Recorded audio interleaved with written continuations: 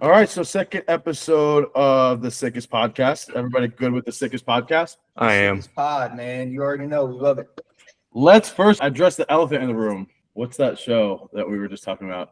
Oh, bro, Vanderpump. Vanderpump Rules. Oh my God, do you watch Vanderpump Rules? I'm out.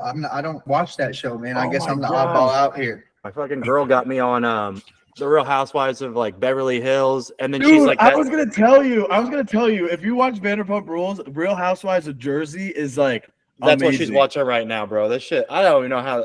I don't even need any trauma in my life. I just watch that shit with her, and I'm like, I'm Dude. good. And I'm people good. think because it's like Housewives, it's like, oh, Housewives, like nobody, like you dudes should watch that, right? But it's like Jersey Shore, but better. Like it is. No way. No way. These motherfuckers brawl. At least Jersey, they brawl, they fight. Like it's so good. Yeah, It's so entertaining. I might have to tune in if it's better than Jersey Shore, man. That was my shit back in the day. You'll like Yeah. Vanderpump Rules. Vanderpump Rules is like Jersey Shore, but in ratchet. LA. What's the Yeah. whole theme? What's the whole theme of it? Like, like I don't what even is- know. Just a bunch of kids that work for a restaurant and like all become friends, but then all start hooking up with each other, then all start And then- cheating on each other. And then hate Okay. each other. So the classic reality TV stuff, man. Basically, yeah. It is so good. When you texted me that you were watching with your girl, I was like, and then my sister texted me, I was like, oh my God, this is so good. I just gotten home, and I was like, do it. I had those 2 calls, and she was like, babe, hurry up. I'm like, what the fuck we gotta do? She's like, Vanderpump, it's Thursday. It's like, oh shit, yeah. I gotta cancel these calls. Shit was funny. It was so good. I can't wait for next week. Anyway, this week is about shredding, right? Cutting, shredding, burning Mhm. fat, how we do it, science behind how it happens. First thing we get into is obviously the number one source of burning fat is glucose, right? Mhm. How much glucose we have stored, how much glucose we're using as ATP to burn calories. Obviously, calories in versus calories out. I could start and I could just talk about the first thing that we discuss is fasted cardio versus regular cardio. Obviously, when we're shredding, calories in versus calories out is huge. If we want to burn fat, we definitely need to be burning more calories than how much calories we're intaking. Now, when it comes to fasted cardio, in my research, what I believe is that the glucose, it has the big part of fasted cardio. Reason being is because we don't want any glucose or stored glycogen. So glycogen is stored in our muscles and our fat, but we don't want any glucose when we first wake up because we use it all when we sleep. So we actually use energy while we sleep. So when we wake up and hit fasted cardio, we're not using any glucose from food that we've eaten because it's coming, and then we're pulling glucose from our fat cells to be able to use as energy. So obviously the fat cells never go away, but they shrink. So we're using that glucose from the fat cells as energy to burn those calories. And that's fasted cardio. Yep. Now, regular cardio is obviously just calories in versus calories out. We're trying to, when we're doing regular cardio, we're just trying to get those calories burnt higher for the day versus how many calories we're taking in. I think we all, probably run into the same thing when we're talking to our clients and they're asking, which is a good question. Hey, can I just do this cardio after my workout? And especially on a shred, I try to break it down to them. The main benefit of the fasted cardio is the increased fat burning. And when I, describe it, it's kind of essentially just like you said, when you haven't eaten throughout the night, you're going to wake up with pretty low glycogen levels, which is your body's preferred energy source. So I always recommend for all my clients, if we're going to be doing cardio fasted, that's the most effective way to burn fat. And not only that, but for me personally, I know that sleep is one of our big things that we talk about, how important it is for recovery. And I always try to make the day longer for the clients during that day so they can be tired in the evening, so they're not staying up late doing whatever they do, because it's all counterproductive. Once 10 o'clock comes around, I ask, what are you doing productive at that time? What are you doing at that time? We need to get to sleep so we can wake up for that fasted cardio. And that's my whole thing that's my whole spiel I really give out to them, and the benefits that we're going to get from the fasted cardio. Absolutely. Yeah. I understand the science behind it. I'm kind of indifferent about it. The one thing I will add is the biggest proponent for your body to decide which energy system it's going to use for an activity is the intensity of that activity, right? So when you're resistance training, it's very intense. It's anaerobic. There's not a whole lot of oxygen present, right? So there's not a whole lot of fat oxidation going on.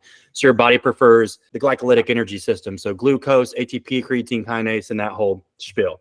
Now, when you're doing cardio that's more moderate to light, your body, since the intensity is a lot lower than that of like HIIT or weight training, there's not as much stress on the body, so it's able to oxidize fat more, right? So in the moment. Now, past the time cardio ends, the fat oxidation is going to halt pretty quickly after that ending period. So the only reason I don't always push fasted cardio, just one, to get it out of the way, and it's going to help them feel more awake.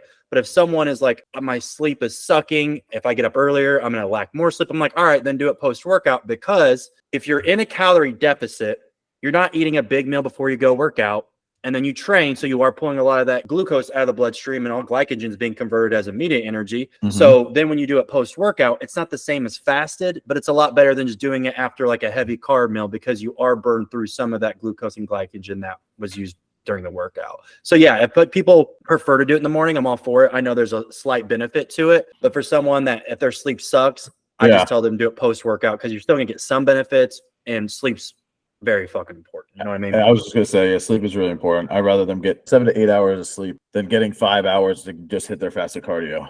For yeah, sure. that's the only thing I wanted to add. Yeah, no, and I think you're spot on, Caleb, with that. You know, everyone's got different schedules, you know, and some people work later, some people got stuff going on later in the evening where getting up in the morning just isn't an option unless they're going to be getting 5 to 6 hours of sleep. Isn't beneficial for any type of training.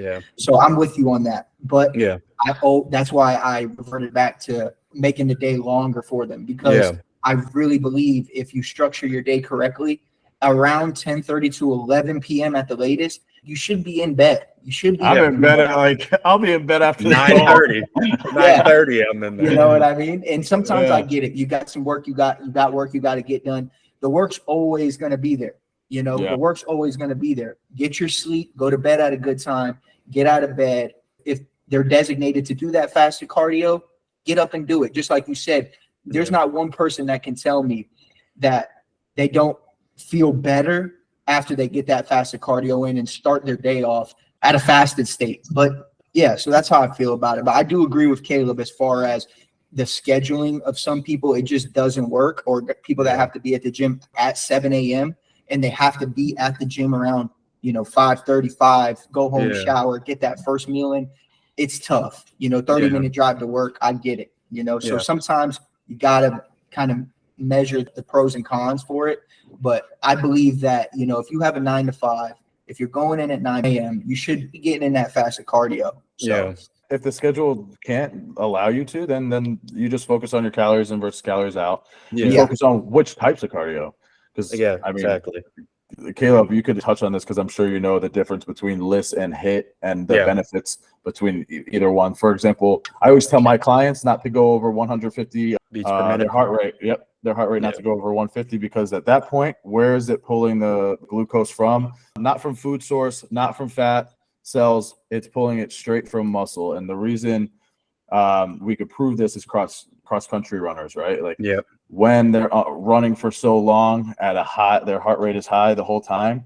They're skinny. They're skinny guys. I never seen a big bulky cross country runner, right? Yeah, and that's 100%. It shows that it pulls that glucose, glycogen from muscle. Yeah, I started saying this and I didn't even mean to. You know how when you say a couple words close together and you're like, oh, that sounds good. So I started saying that we aim for optimal, but when optimal is not possible, we aim for practical. So that's kind of where we do that give and take. Optimal, do your fasted. If it's not practical due to whatever you got going on, find another window for it, just get it done. And then, like you said about cross-country runners, they still have muscle, don't get me wrong, but it's not strength-based muscle. It's more muscular endurance, right? So, yeah, that long distance. Yeah, not to talk crap on any. But they can outrun us. Muscle, but they're skinnier. They could. Oh, I can't even run for a half a mile. I'll be out. I'll tap out. Yeah, you're right on that. So, yeah, I agree with all that for sure. So the difference between LISS and HIIT, where when we talk about LISS, steady state cardio, so pretty much just at a steady state the whole entire time. Treadmill at like a 12 speed, I would say 2.8, which is what I do like 3 times a week, and then I do my HIIT another 3 times. The list is good to just get your heart rate up. You're burning calories in versus calories out. With the HIIT, same thing. I just try not to get you're getting your heart rate up. You're burning more calories when it's up, and then you're bringing it back down. So you're not at that high, the beats per minute the whole entire time. You know what I mean? So do you want me to kind of go over lists and HIIT difference? Absolutely. Yeah. Yeah. Okay. So lists is what I was saying earlier. Like you can almost guarantee based off your heart rate and the intensity when you set it up that you're oxidizing fat as a preferred energy source. So for a lot of people, list is the preferred one because one, you can watch stuff, you can read it, it can go by a little bit faster. It's not as miserable. We like intensity, but a lot of people don't. So they see HIIT and they're like, oh shit, I'm not gonna be able to breathe and be sweating my ass off. And I'm using weights sometimes. That's terrible. They run the other way. Yeah. So with lists, that's why it's the preferred preference for most people, just because it's a lot easier to fit into a schedule and it's not as scary. But like I said, if you're doing something for 30 minutes, the moment you stop, maybe like a 90-second buffer, maybe 2 minutes if you're lucky. When you stop, that oxidation of fat is done, right? So HIIT is another option where instead of just doing the same intensity throughout the time that you have restricted for this, you're changing variables. So you're spiking your heart rate, allowing some recovery time to pull it back down and then spiking it again. So the major difference from this is it doesn't oxidize fat in the moment. It simulates a lot of what we see with resistance training because that intensity is so high and usually you're struggling to breathe. So oxygenation of fat's not happening as much. But what does happen is when your body has to adapt to the stress, there's these things called mitochondria. It's in your brown fat and your muscle. They're organelles in the muscle. And mitochondria's preferred energy source is fat, right? So when you stimulate this appropriately, you can increase the size and efficiency of your mitochondria, and you can actually create more mitochondria.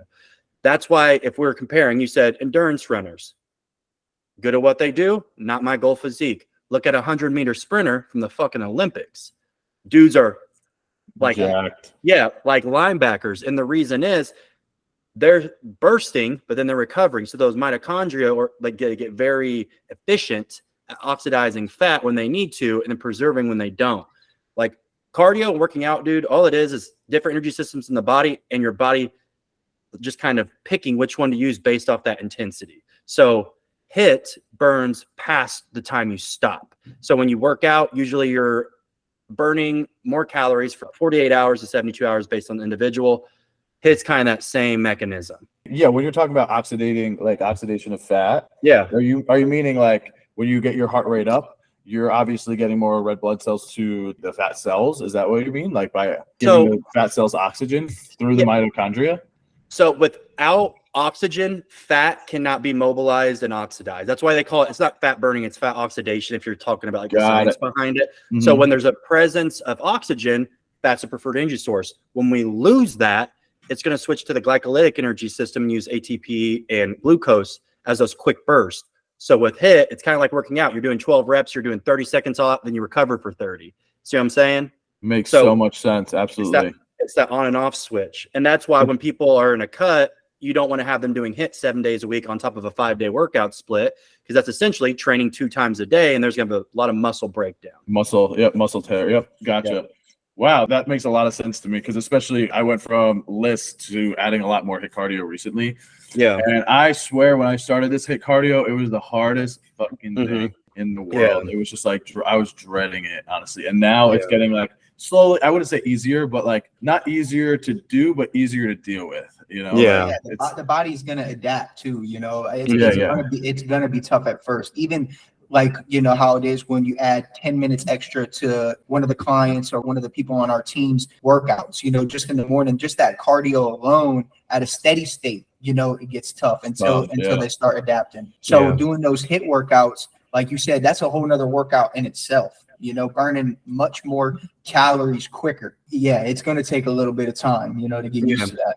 And that's what I was saying. Like, it's like they both have amazing benefits. So it's just, you got to kind of pick which one where you're at. I think obviously using both of them mechanistically to see like what's going to work best for you is the best option, because you don't want to be a diehard for one of them and miss out on the benefits of the other. You know what I mean? If you're not resistance training enough, your mitochondria are going to kind of plateau. And the only way to stimulate more is through very intense cardio, which is where HIIT comes in. And the huge added benefit to HIIT is it's burning fat or burning more calories past the time you stop because of that mechanism we talked about, that mitochondria start up and down, just making it more efficient too. So, and there's some other things that go into it, but that's like just the foundation of the major differences. Yeah, it definitely totally makes sense. Totally makes sense. Another huge thing HIIT is important is it helps with your strength training workouts too. Yeah. If you're trying to go to failure, I'm telling you right now, if you're doing HIIT, you could go to like, say that you're doing, we'll say squats. You could do like 10, and then after like 2 weeks of HIIT, 10 reps, after 2 weeks of HIIT, you could do 10 times more because you have more stamina. You have more stamina, and that's from the HIIT. You know what I mean? Yeah. It's because you're getting used to training without the presence of oxygen. So then when you go do that same kind of repetition, your body's more accustomed to it now. It's adapting to the lack of oxygen. Yeah, all makes sense. Now, the other thing I wanted to talk about real quick is a pound of muscle and how many calories technically it burns. So like when we talk about people and they hit that plateau, right? Like let's say somebody is 300 pounds and they lost 100 pounds in their first year. Yeah. And then they hit this plateau and they can't get past that 100 mark anymore. Like they can't get past it. What do they need to do is obviously gain more muscle because they need more muscle to burn more fat. Yeah. Right. To burn more calories. I think they say, what is it? Is it 50 calories per pound or is it 500? It's 50 calories per pound burn. It's a little bit lower now because they redid it, but it's more towards like 50 to like 30 based on the individual, I believe. It could be different again. So per pound, that's pretty crazy. If you gain 10 pounds of muscle, you're burning 500 calories at rest. So doing nothing, right? So like, for example, sleep, you're burning 500 more calories while you're sleeping or just throughout the day just by gaining 10 pounds of muscle. Yeah. And another major thing is just like the adaptations your body goes through from a metabolic standpoint. So like when someone's, even if they have a lot of body fat to lose, when you're in a calorie deficit, like we know we need less body fat for a lot of like health issues down the road, right? But your body doesn't see it like that. It's set up to think, what's going to increase my chance of survival tomorrow? Not 5 months from now, not 5 years from now, tomorrow. And when you get into these habits and your body gets used to eating 4,000 calories when you're not moving your body, it's going to start making that the baseline. So when you start taking those calories down or you start doing activity that causes that deficit, at first, what always happens? You get fucking lethargic, you're tired, you don't want to move. You get really hungry. You start craving shit you don't even like. Get 10 times more hungry for no reason. Right? That's your body trying to bring your food intake back up and make you move less so it balances itself back out. If you have some mental fortitude, you can push past that for a long period of time. So then eventually what your body does to protect you, because it doesn't know you want to lose fat, it just thinks, oh shit, we're not getting as much food, so food is scarce. We got to do something, we're going to fucking die, even though you're not. So it starts. But you might feel like it. Yeah, right. Depending on what you're doing, you might. But then basically based off that, it just starts down regulating certain things in the body. Usually the thyroid starts to do a lot of weird, wonky things just to down regulate it. So your body gets used to functioning on less calories. So if you were a Ferrari, now you're like a fucking Prius. So now if you want to keep losing, you have to either push harder and cut calories more, or you have to do like a metabolic restoration phase or like getting back to maintenance for a time being. Exactly. And then you can go back into it for sure. Which is only so many calories you could pull from. From exactly. At a health aspect. Eventually, you're going to start to diminish the return because if you start cranking it down too much, stress is going to accumulate. And like we talked about cortisol, muscle breakdown is going to start happening a lot more. And then if cortisol is pulsating more than it should, you're going to start losing muscle versus fat because your body's going to prefer to keep fat because it has more energy. So it thinks it's going to stay alive longer with more fat versus muscle. That's like down the road kind of shit. You're not going to hit metabolic adaptation in 6 weeks, but it is something to think about for sure. You got to have a diet after the diet. Yep. With Brando, it's the opposite. Brando, when you were trying to build mass, there's only so much food you could eat in a day, right? And then there's only especially to be healthy with it as well. Like, so when we were with Brando and when he was trying to gain as much mass, he had to pull back a little bit because there's only so much you could do to bulk up, to eat. Yeah. You know what I mean? And then and then your digestion starts getting pissed off if you keep cramming more and more food down. Yeah. You know what, too, is I think this goes for the calorie intake versus calorie output, right? So I believe, correct me if I'm wrong, like during a day from when you wake up to when you go to sleep, just doing nothing at all, what do you burn? It's around like 1,800 calories or like, what is it, 15 to 1,800? It depends on how big you are versus like height, gender, age. gender. Yeah. Okay. Yeah, I knew that played a factor. If your hormones are all set too, like I think Yeah. it has to do with all your hormones. So if I have somebody, especially during a cut, like let's say we got them at around 2,800 calories, we got a goal of 3,500 to 3,700, they get the workout in on top of the state that they're going to just burn the calories, naturally just sitting throughout the day. And we've already talked about that's based on the, age, gender, height, weight, XYZ. What are we going to do to get them to that? If during the workout, they only burn, 700 to 800 cardio, another 300 to 400, something that I've been implementing a lot is taking 15 to 20-minute walks in between meals to help digest, help get those calories burned. Yeah. And one thing that is super beneficial, I try to always give them a target, like stepwise, because I found that helps a lot, setting a goal with the steps. Because most people nowadays have like an Apple Watch. What are the other things called? A Fitbit, a Loop, the Galaxy has one now. Yeah. All that stuff. But I have different step targets for everybody, depending on their goals. But I love throwing in there, especially if I start to see a plateau or before we get to the plateau, I will throw in those evening walks in between meals to help the food digest after a meal, especially, after that post-workout meal. That's something that I've been implementing a lot to help that calorie output. So yeah, absolutely. Yeah, steps is huge. I agree. Especially with new people. That's the first, before I add any cardio in, I'll always increase their step count, because let's just be real. If someone works with us 6 months, usually after that, the stuff that's going to stick is the habits you build. So if you have someone working on a step count every single day, even when they're not in the gym, usually it's going to stick a little bit better than if we made them do 60 minutes of cardio 5 days a week. You know what I mean? Yeah. And there's only so far you can go with that cardio with people's schedule. So you have to think about other ways to get things burned, because it's like how realistic is that? Because you got to make it to fit these people's schedule. Not everyone's like us where their life revolves around training. Yes, they want to see it should progress. No, I'm just kidding. Like they want to see progress, but we got to think about ways that it works for them, that they can do that while they're working, and not just tell them, hey, you went from 30 to 35 to 45. Now we're doing 60 minutes of cardio on top of your strength training, on top of getting all your meals, on top of having a successful work day, on top of getting 8 hours of sleep. So that's all. It's not for the faint of heart. So I for sure love throwing in those steps. I think it was a good topic for the input and output, for the especially on a calorie deficit. Yeah. My client Corey, shout out to him, which he's going to be watching these podcasts too. He has a goal of 30,000 steps. 30,000. Damn. And what's he do? Far, I think he does like, but at the end of the day, he's like posting that he's walking. Like it's like 8 o'clock at night. He's posting in the morning that he's walking. I can't wait to show you guys his transformation, because this dude got here on just his little gym in his garage, like just cable stuff, like cables and dumbbells. It's nuts what he did. But anyway, it's insane. From all month, so 25 days so far, he got 30,000 steps every day. Shout out Corey. Shout him out. For real. That shit's not what I do. It also goes to show you, I haven't met Corey, probably seen him on the page, but definitely it goes to show you that, everyone's going to have an excuse. This guy's getting it done in a garage gym, minimum equipment. Just had a baby, Damn. Getting it in with steps, almost 30K steps every single day. Like there's plenty of excuses he can make, but he's getting it done because he has a goal that he has to set. Like if whatever you're doing outweighs the goal that you're trying to do, it's going to be tough for you to see the progress that you want, no matter what we throw at you, because there's always going to be, I got this, I got that. There's always excuses. There's always excuses. Let's get it done, like Corey. Yeah, it's so easy to say, like to come up with excuses, but it's so much harder to get it done. Yeah.